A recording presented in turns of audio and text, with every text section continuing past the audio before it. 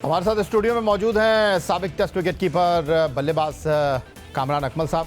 खुशामदीद कहेंगे आपको। कामरान अकमल साहब को कामरान अकमल 29 साल बाद पाकिस्तान आईसीसी के किसी इवेंट की मेज़बानी करने जा रहा है। आप ख़ुद भी इन मैदानों में खेल चुके हैं, कई यादगार इनिंग्स भी खेली हैं। फिर पाकिस्तान की बदकिस्मती के बैनुल-अक़वामी क्रिकेट पाकिस्तान से रूठ गई। आप भी दयार गैर में अपनी होम सीरीज़ खेलते रहे। एक बार फिर ये सूने मैदान जब तमाम बैनुल-अक़वामी टीमों की आमद से आबाद होंगे तो क्या एहसासात हैं आपके बतौर क्रिकेटर और पाकिस्तानी? देखिए, पाकिस्तानी तो बड़ी खुशी की बात है और इतने अरसे बाद आईसीसी इवेंट मिल रहा है और उससे अच्छी जो चीज़ है, आप देखिए स्टेडियम दोबारा नए बनाए गए हैं, कितने जल्दी काम किया गया, लोगों को कैपेसिटी बढ़ाई गई है और एक मेरे ख्याल से आज से क्या 2-4 दिनों से एक मेला सा लगना शुरू हो गया पाकिस्तान में और ख़ुशी की बात है बिंगे पाकिस्तानी टीमें आ रही हैं।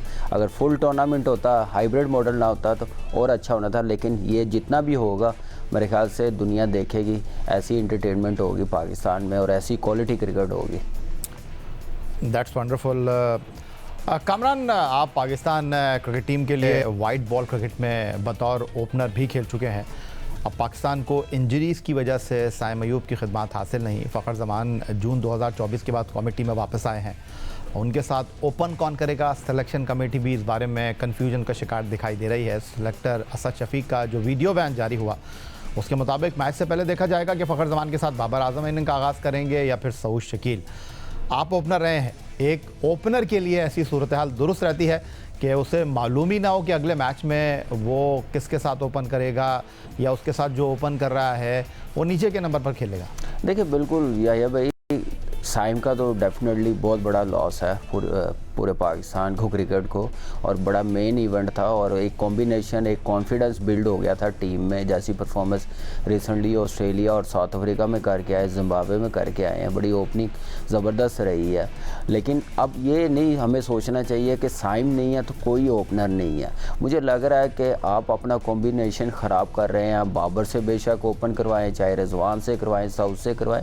देखिए, इन्होंने पहले इतनी ओपन की नहीं हुई। ठीक है, T20 में करते रहे हैं, लेकिन one day cricket different ball game है, वहाँ पे 50 ओवर्स है, आपको मिड ऑर्डर भी उतना स्ट्रॉन्ग रखना पड़ता है। रिजवान और बाबर ने अगर 25-30 ओडीआई मैचेस में अगर ओपन की होती तो मैं कहता ठीक है, लेकिन अभी मेरे ख्याल से टू रिस्की है। लेकिन लेट्स सी, फ़खर के लिए भी मेरे ख्याल से इतना आसान नहीं होगा। एक कमबैक करना और वैसा इंटेंट, वैसी अप्रोच दिखाना इतना इजी नहीं होता, चाहे जितना मर्जी बड़ा प्लेयर हो।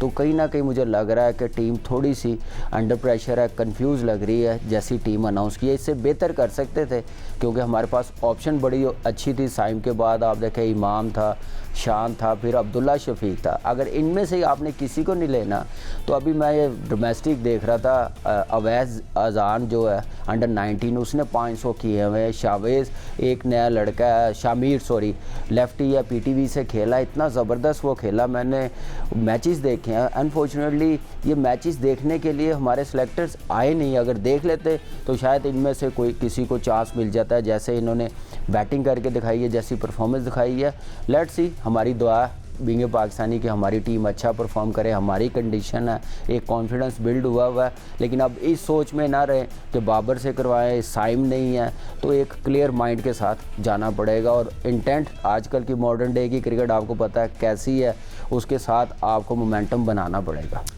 अच्छा कामरान अकमल साहब, आप विकेट पीछे भी अपने फ़राइज़ अंजाम देते रहे हैं। पाकिस्तान के कामयाब विकेट कीपर्स में आपका शुमार होता है। सिलेक्शन कमेटी ने उस्मान खान को मोहम्मद रिजवान के सेकंड विकेट कीपर के तौर पर स्क्वाड में शामिल किया है। उस्मान खान का वनडे इंटरनेशनल डेब्यू नहीं हुआ है और 18 T20 बैनुल-अक़वामी मुकाबलों में जहां उस्मान खेले हैं वो इसमें बतौर बैटर भी नाकाम रहे हैं, क्योंकि वो सिर्फ 18 T20 बैनुल-अक़वामी मुकाबलों में 15.46 की औसत से महज 232 रन बना सके हैं। लेकिन उनमें सिर्फ 5 T20 इंटरनेशनल में विकेट कीपिंग की खिदमत उनसे हासिल की गई और उनके रिकॉर्ड में इन मैचों में 2 स्टंप ही दिखाई दे रहे हैं।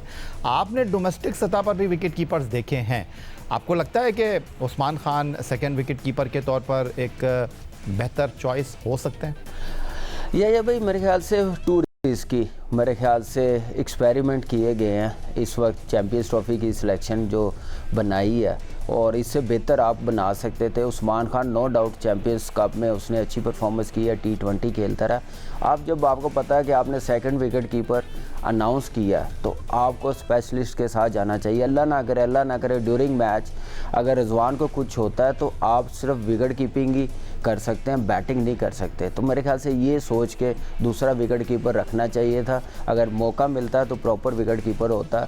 लेट्स सी कैसा परफॉर्म करता। मौका तो मुझे नहीं लग रहा, इतने मैचेस नहीं है, पहला मैच न्यूजीलैंड के साथ है, लेकिन आप किसी डोमेस्टिक प्लेयर्स को जिस पे इन्वेस्टमेंट की हुई है, हसीब उल्ला है, हारिस है, रोहेल नज़ीर है और कई लड़के हैं, आप उनमें से देख लेते तो ज़्यादा बेहतर होना था, ना कि आप उस्मान खान पार्ट टाइमर को साथ रखते, क्योंकि ये बैटिंग नहीं कर सकेगा। अगर ड्यूरिंग मैच रिजवान को अल्लाह ना करे कोई इंजरी होती है तो सिर्फ विकेट कीपिंग करेगा, तो विकेट कीपर ये स्पेशलिस्ट नहीं है, पार्ट टाइमर है। ये सोचा नहीं है मेरे ख्याल से, बस वो जो अब मैं क्या बोलूँ कि जो उनको पसंद लगा, जो कॉम्बिनेशन बेहतर लगा उन्होंने अनाउंस किया, लेकिन हमें जो नज़र आ रहा है कि टीम में कॉम्बिनेशन बनता हुआ नज़र नहीं आ रहा। काफ़ी चीज़ें मिसिंग है। आप देखें पूरा स्क्वाड देखें, उसमें क्या क्या चीज़ें हम लोग मिस कर रहे हैं। दूसरी टीम में कितने स्पिनर्स लेके आ रहे हैं, ओपनर्स कितने हैं। हमारे पास एक ओपनर है, वो भी 6-8 महीने के बाद आया, उसकी अप्रोच क्या होगी, उस पर भी प्रेशर होगा। तो ये सारी चीज़ें सोच के ICC का इवेंट सामने रख के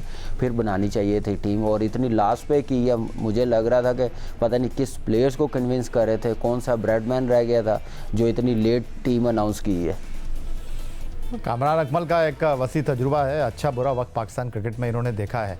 तारीफ़ को भी इन्होंने जनाब गले लगाया है और तनकीद को भी सहा है, और पाकिस्तान क्रिकेट में ये सारी चीज़ें देखने वाले कामरान अकमल इस वक्त गनी गिलास के लिए डोमेस्टिक क्रिकेट में बतौर कोच खिदमत अंजाम दे रहे हैं। तो कामरान अकमल के बारे में हम ये कह सकते हैं कि कामरान अकमल क्रिकेट खुद ना सिर्फ खेले हैं बल्कि इस खेल के साथ एसोसिएट भी रहे हैं, और गुफ्तगू में भी आप अंदाज़ा कर सकते हैं कि अल्फाज का चुनाव इनका कोशिश करते हैं कि इस अंदाज़ में गुफ्तगू करें कि किसी की दिल आज़ारी ना हो। अच्छा कामरान अकमल साहब, अब इस मामले की तरफ आ जाते हैं जो इस वक्त सबसे ज़्यादा तनकीद की जद में है कि सिलेक्शन कमेटी ने ऑलराउंडर्स में सलमान अली आगा के साथ फ़हीम अशरफ और खुशदिल शाह का इंतखाब किया है। खुशदिल शाह और ख़ासकर फ़हीम अशरफ की शमूलियत को साबिक क्रिकेटर्स और मुबस्सिरीन ने आड़े हाथों लिया है।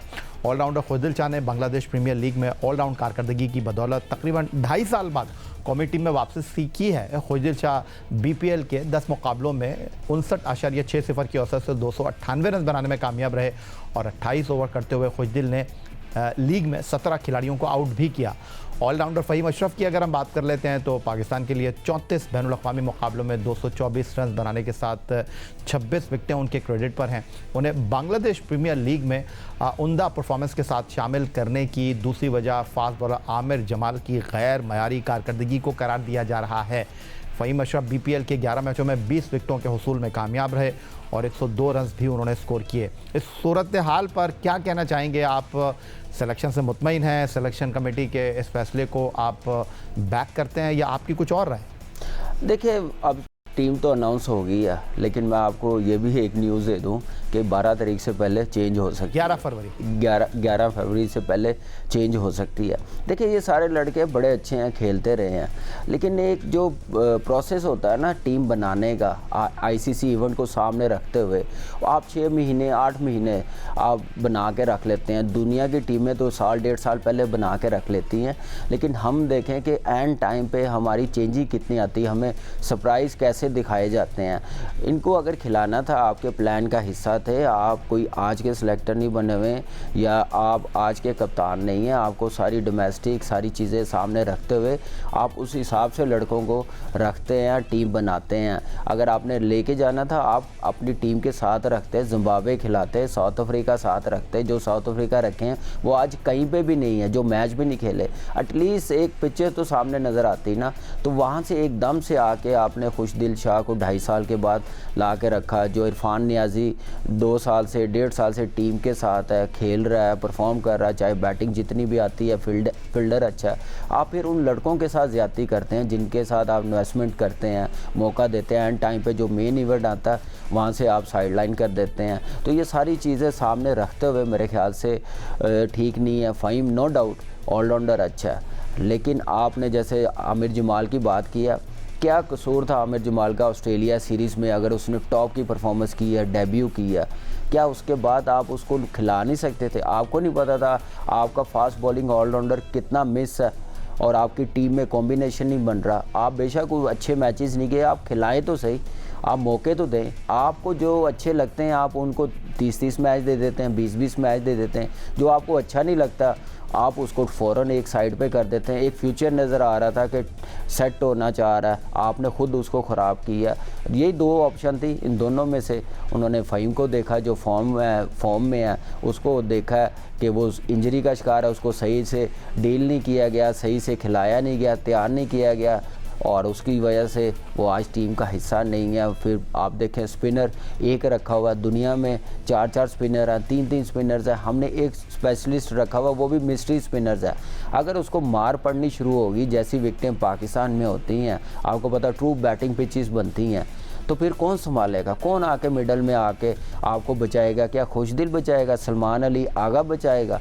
आप देखें कि आप 2-3 साल से यही प्रॉब्लम में नज़र आ रही है पाकिस्तान की टीम। जब शादाब खेल रहा होता था, कोई दूसरे को खिला नहीं रहे होते थे, नवाज़ को खिला रहे होते थे, वो भी स्ट्रगल करते हुए नज़र आ रहे थे। हम यही कह रहे थे कि स्पिनर बनाएं जो बीच में आके आपको आउट करके दे। दुनिया की टीमों में कर रहे हैं, हम लोग उस पर काम नहीं कर रहे, इम्प्लीमेंट नहीं कर रहे, लेकिन वही चीज़ नज़र आ रही है कि वो बॉक्स आपने बिल्कुल खाली छोड़ दिया। वहाँ पे फास्ट बॉलर्स तो नहीं आके बॉलिंग करेंगे 15 ओवर्स के बाद, 10 ओवर्स के बाद। वहाँ आपका स्पिनर्स जो विकेट टेकिंग होगा उसको रखना पड़ेगा। सुफियान को रखा, एकदम से साइडलाइन कर दिया।